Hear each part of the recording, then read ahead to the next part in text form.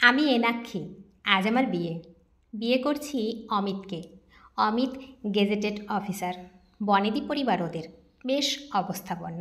অমিতের বাবা মা দুজনেই চাকরি করতেন। দুজনেই রিটায়ার করে গেছেন। কলকাতায় নিজস্ব বাড়ি। ওদের গ্রামের বাড়ি বর্ধমানে। ওখানেও ওদের প্রচুর সম্পত্তি, জমি জায়গাও কম নয়। শুনেছি এককালে ওরা নাকি জমিদার ছিল। আমি বিয়েটা করছি সম্পূর্ণ নিজের ইচ্ছেতেই। আমার বাবা মা কখনোই আমার বিরুদ্ধে যায়নি। আমার ইচ্ছেকেই বরাবর সম্মান জানিয়েছে ওরা। বাবা বলে আমাদের এনাক্ষী কোনো ভুল কাজ করার মতো মেয়েই নয়। অমিতের বাড়ি থেকে আমাদের বাড়ির দূরত্বটা এ পাড়া আর ও পাড়া, হেঁটে গেলে 5 মিনিট। কয়েকটা বাড়ির পর একটা খেলার মাঠ। খেলার মাঠটা ছাড়িয়ে গিয়ে রাস্তার ওপর ডান দিকের দোতলা বাড়িটাই অমিতদের। বিয়েটা আমার দেখাশোনা করেই, কিন্তু সে কথা কেউ বিশ্বাস করতেই চায় না। বিশ্বাস না করাটাই হয়তো স্বাভাবিক। আমাদের প্রতিবেশী কাকিমা আমার বিয়ের কদিন আগেই আমার মাকে বলেই ফেলল, শুনছি মেয়ের নাকি বিয়ে, বেশ বড়লোক দেখেই তো মেয়ে পছন্দ করেছে। আমার মা এমন কথার উত্তর দেয়নি। সত্যিটা বোঝানোর দায় আমার মায়ের নয়। বোঝাতে গেলে বুঝবে তো নাই, উল্টে অন্য মানে করবে।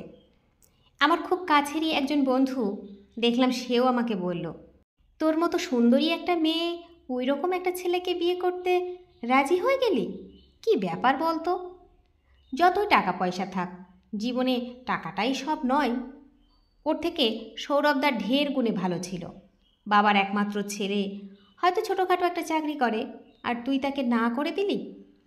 সৌরভ মানে আমাদের কলেজেই পড়তো, আমার থেকে 2 বছরের সিনিয়র। ফার্স্ট ইয়ারে যখন পড়তাম তখন আমাকে প্রপোজ করেছিল। আমি রাজি হইনি। প্রেম করে বিয়ে করব এমন ভাবনা কোনো কালেই আমার ছিল না। জানি না কেন প্রেমের ওপর ভরসা করতে পারতাম না। সব মানুষ তো সমান হয় না। সে যাই হোক, সকালে দধিমঙ্গলের অনুষ্ঠান হয়ে গেছে। বাড়িতে অনেক লোকজন, সানাই বাজছে সকাল থেকে। গায়ে হলুদের তত্ত্বও এসেছে।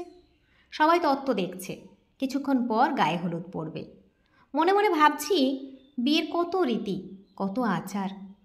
ও বাড়ি থেকে তত্ত্বে পাঠানো কাঁচা হলুদ রঙের শাড়িটা পরেছি। এত তথ্য দেখে অনেকেই কানাঘুষো করছে। কানেও আসছে কিছু কথা। কে যেন বলল, বড়লোক বাড়ির বউ হয়ে যাবে, তা এসব তো দেবেই। প্রেম না করলে ওর বাবার ক্ষমতা ছিল ওই বাড়িতে মেয়ের বিয়ে দেওয়ার। বাড়ির প্রত্যেকটা মানুষের ইনকাম আছে, সবাই সোনার ডিম পাড়া হাঁস। ভাগ্যিস মেয়েটার রূপ ছিল, ওতেই তো পটিয়েছে। বাড়ির প্রত্যেকটা মানুষকে বশ করেছে। সূচ হয়ে ঢুকে ফাল হয়ে বেরোলো। তা না হলে কোনো বাবা মা জেনে শুনে ওই ছেলের সাথে বিয়ে দেয়? কথাগুলো আমি শুনেও চুপ করে থাকছি। মানুষ অনেক কিছুই বলবে। আজকের দিনে এইসব কথা কানে নিয়ে কিছু বলতে গেলেই এমন একটা সিন ক্রিয়েট করবে, তার থেকে চুপ থাকাই ভালো। আসলে বিয়েটা আমি নিজেই করছি, আর আমার বাবা মা জেনে শুনেই অমিতের সাথেই বিয়েটা দিচ্ছে। আমি বাবা মায়ের একমাত্র মেয়ে, মধ্যবিত্ত পরিবার। বাবা খুব কম বেতনেই একটা প্রাইভেট সংস্থায় কাজ করেন। বাবা মায়ের প্রথম থেকেই ইচ্ছে ছিল আমাকে মনের মতো করেই মানুষ করবে। মা বলতো, মেয়েদের বিয়ে দেওয়াটাই বড় কথা নয়, প্রতিষ্ঠিত হতে হবে, নিজের পায়ে দাঁড়াতে হবে।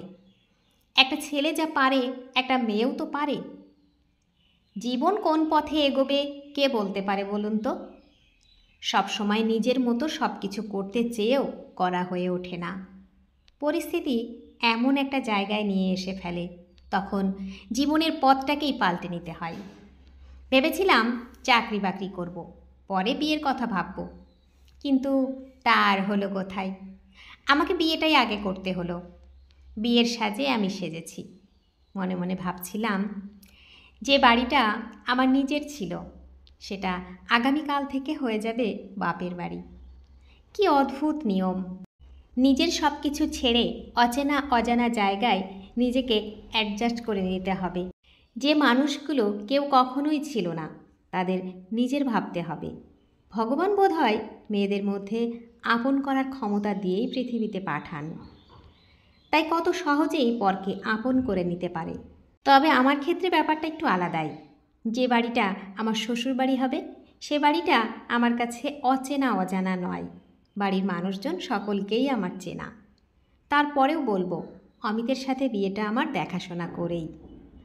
অমিতের বাবা মা যেদিন আমাদের বাড়িতে এসে বিয়ের প্রস্তাবটা রাখল, আমার মা বাবা দুজনেই বলেছিল বিয়ের ব্যাপারে আমার মেয়ে নিজে যা ডিসিশন নেবে সেটাই আমরা মেনে নেব। বিয়েটা ওর জীবনের ব্যাপার, তাই ওর মতকেই গুরুত্ব দেব বেশি। মা বলেছিল ওর ইচ্ছে চাকরি না পেলে বোধহয় বিয়ে করবে না। অমিতের বাবা বলেছিল চাকরি করবে সে তো ভালো কথা, বিয়ের পর সে তো আমার বাড়ি থেকেই করতে পারবে। আমি আড়াল থেকে সব কথা শুনছিলাম।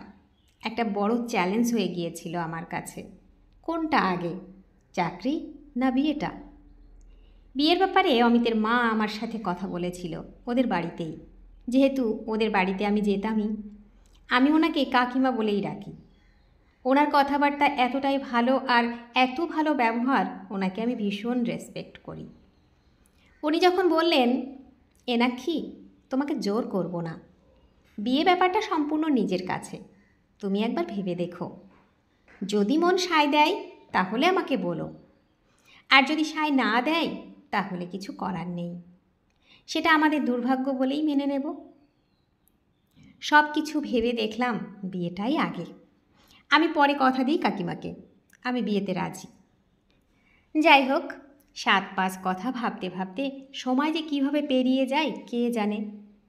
বাড়ি ভর্তি লোকজন, সানাই বাজছে। আমি তখন বিয়ের মণ্ডপে। 7 পাক ঘোরার পর মালা বদল, হস্তবন্ধন, বিয়ের যাবতীয় রীতি পালন করে শেষ পর্বে এলো সিঁদুর দান। সিঁদুরটা পরিয়ে দেওয়ার সঙ্গে সঙ্গেই পুরোহিত মশাই অমিতকে বললেন লজ্জাবস্ত্রটা দিয়ে মুখটা ঢেকে দাও এবার। আমার পাশেই তখন বসেছিল রুদ্র। রুদ্র আমার দিকে তাকিয়ে বলল, মাসিমণি তোমাকে সিঁদুর পরিয়ে দিতে আজ খুব সুন্দর লাগছে। রুদ্র মানে আমার দিদি অন্তরার একমাত্র ছেলে। নিজের দিদি না হলেও আমি অন্তরাদিকে নিজের দিদিই মনে করতাম। তার কারণ অন্তরাদির আন্তরিক ব্যবহার। আমি রুদ্রকে পড়াতাম, রুদ্র আমাকে মাসিমণি বলেই ডাকে। অন্তরাদি প্রথম দিনেই ওকে শিখিয়েছিল তুমি মাসিমণি বলেই ডাকবে। তারপর থেকে রুদ্র আমাকে মাসিমণি বলেই ডাকে। রুদ্রর এই মাসিমণি ডাকটার মধ্যে আমি যেন কেমন একটা টান অনুভব করতাম। অন্তরাদি আমাকে বলতো, জানো এনাক্ষী, আমার কাছে একদম পড়তে চায় না, তোমার কাছে যতটুকু পড়তে চাই ততটুকুই। দাদু ঠাকুমা তো নাতি অন্ত প্রাণ, একটু মারলে ধরলে ছুটে আসে, বলে অত শাসন করে পড়াতে হবে না, বড় হলে ও সব ঠিক হয়ে যাবে। আমি একা সামলাতে পারি না, তার ওপর রুদ্রর বাবা বাড়িতে থাকে না, একটা মাত্র ছেলে, মনের মতো করে মানুষ করতে হবে তো, তাই না? আমি বলতাম ঠিকই তো, পড়াশোনাটাও তো করতে হবে, তুমিই আমার একমাত্র ভরসা, তোমার কথাই ও শুনে চলে। দুষ্টুমি করলে ওকে যদি বকি, জানো ও কি বলে? বলে তোমার থেকে মাসিমণি বেশি ভালো, আমাকে একদম বকে না। আমি অন্তরাদির কথা শুনে হাসতাম। একদিন অন্তরাদি বলল, আমার নিজের কোনো বোন নেই, বুঝলে এনাক্ষী, তোমাকে দেখে নিজের বোন বলেই মনে হয়। তুমি তো আমার নিজের দিদিই হয়ে গেছো, মনের কত কথা শেয়ার করো, যেন 2 বোন আমরা। রুদ্র যেদিন খেতে চাইতো না, অন্তরাদি খাবারটা নিয়ে আমার কাছে এসে বলতো, এনাক্ষী আগে একটু খাইয়ে দিও তো, তারপর পড়াবে। আমার কথা না শুনলেও তোমার কথা ঠিক শোনে। আমার কথা রুদ্র ঠিক শুনতো। আমি কোলে বসিয়ে যেই বলতাম, বাবু তুমি তাড়াতাড়ি খেয়ে নাও, তোমাকে আজ পার্কে বেড়াতে নিয়ে যাব, সঙ্গে সঙ্গেই আমার কথা শুনে খেয়ে নিত। বিকেলে পড়ানোর শেষে পার্কে নিয়ে যেতাম এক দিন। অন্তরাদি আমার ওপর ভরসা করে রুদ্রকে ছেড়ে দিত। আমাকে মাঝে মাঝে বলতো, ছেলেটাকে একটু মানুষ করে দিও, সে তোমার বিয়ে হয়ে গেলেও যত দূরেই বিয়ে হোক আমার ছেলেকে পড়াতেই হবে। আমি চাইব তোমার বিয়েটা যেন খুব কাছাকাছি হয়, তুমি তাহলে রুদ্রকে পড়াতে পারবে। রুদ্রর জন্য তোমার মতো মাসিমণি পাওয়া খুব মুশকিল। অন্তরাদির মনের ইচ্ছেটাই পূরণ হলো। ভগবান অন্তরাদির মনের কথা শুনেছিল। আমার বিয়েটা এতটাই কাছাকাছি হলো, অন্তরাদিকে আর কখনোই চিন্তা করতে হবে না। একদম রুদ্রর কাছাকাছি নিয়ে চলে এলো বিয়ে নামক গাঁটছড়া বেঁধে দিয়ে। ভগবান বোধহয় কিছু কিছু মানুষের কথা মন দিয়ে শোনেন। একটা প্রবাদ খুব প্রচলিত, মায়ের থেকে মাসির দরদ বেশি। কথাটা বোধহয় মিথ্যে নয়। রুদ্রর ওপর আমার দরদ এখন অনেক বেশি, কিন্তু অন্তরাদি মানুষটা বড় বেয়াক্কেলে।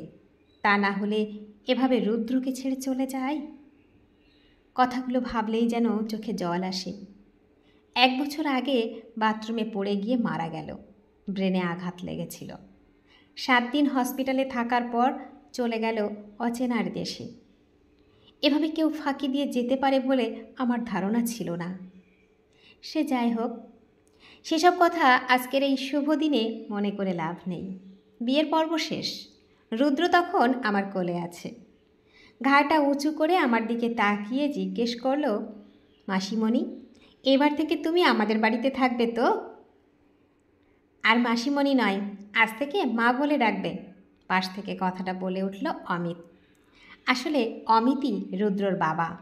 বাবার কথায় একটু জেদ ধরে রুদ্র বলল, না, আমি মাসিমণি বলেই ডাকব। মাসিমণি যদি মা বলে ডাকতে বলে তবেই মা বলবো। চোখের জল আর আটকাতে পারলাম না। রুদ্রকে আদর করতে বুকে জড়িয়ে নিয়ে বললাম, আজ থেকে শুধু মা আর মা। মাসিমণি ডাকলেও আমি যে মা ডাকটাই শুনবো বাবা। মনে মনে তখন ভাবি, মা আর মাসি কি আলাদা হয়? কখন যে এক হয়ে গিয়েছে সেটা বুঝতেই পারিনি। মানুষ সব কিছু ঠিক করে রাখে, ভগবান বোধহয় নতুন ঠিকানা গড়ে দেয়। নতুন ঠিকানায় মানুষ তাই নতুন করেই বেঁচে ওঠে, নতুন কোনো বন্ধনে। বন্ধুরা, গল্পটি যদি ভালো লেগে থাকে তাহলে প্লিজ লাইক, কমেন্ট ও শেয়ার করতে ভুলবেন না। আর নতুন বন্ধু হলে অবশ্যই সাবস্ক্রাইব করে সঙ্গে থাকবেন। আশা রাখছি। ধন্যবাদ। ভালো থাকবেন।